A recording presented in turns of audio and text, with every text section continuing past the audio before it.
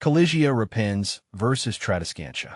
When comparing Callisia repens and Tradescantia, I find Callisia repens easier to manage as its compact growth fits perfectly on my windowsill, while Tradescantia's trailing vines add a lively touch to hanging baskets around my home. See more 19 species in genus Callisia at monsterholic.com. Is Callisia repens toxic to cats? Callisia repens, commonly known as Bolivian Jew or turtle vine, is a popular houseplant appreciated for its trailing habit and small, colorful leaves. Regarding toxicity to cats, information is somewhat conflicting. Some sources suggest that Callisia repens is non-toxic to cats, while others advise caution due to the potential for mild gastrointestinal upset if ingested. It's always best to keep plants out of reach of pets and monitor them for any signs of chewing or ingestion. How to care for Callisia repens. Light. Provide bright, indirect sunlight for optimal growth. Callisia repens can tolerate partial shade, but may become leggy if light levels are too low. Watering. Allow the top inch of soil to dry out between waterings, then water thoroughly. Avoid overwatering, as this can lead to root rot. Soil. Plant in well-draining soil, such as a mixture of potting soil and perlite or sand. Temperature. Maintain temperatures between 60 to 80 degrees Fahrenheit, 15 to 27 degrees Celsius. Protect from cold drafts and temperatures below 50 degrees Fahrenheit, 10 degrees Celsius. Humidity. Callisia repens appreciates moderate to high humidity. Mist the foliage regularly or use a humidifier, especially in dry indoor environments. Fertilizing. Feed with a balanced liquid fertilizer diluted to half strength every 4 to 6 weeks during the growing season. Pruning. Trim back leggy growth to encourage bushier growth and pinch off any yellowing or damaged leaves. How to propagate Callisia repens. Callisia repens can be propagated easily through stem cuttings.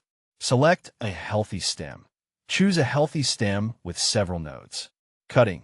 Use sharp, clean scissors or pruning shears to cut a section of the stem just below a node.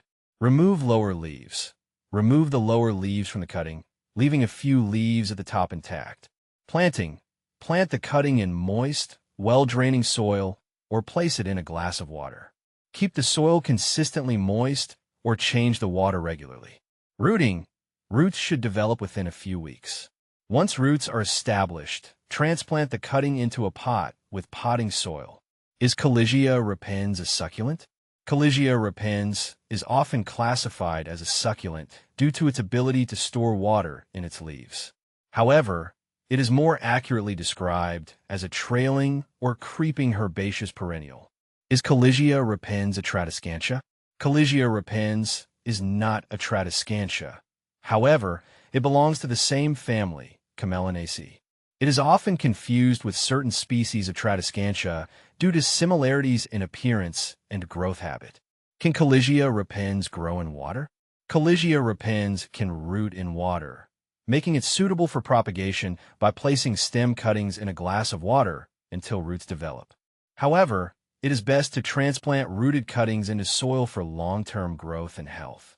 How often to water Callisia repens? Water Callisia repens when the top inch of soil feels dry to the touch. Adjust watering frequency based on environmental conditions such as temperature, humidity, and light levels.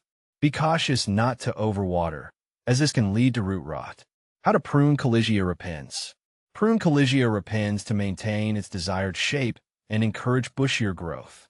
Trim back leggy growth to promote a more compact and dense appearance.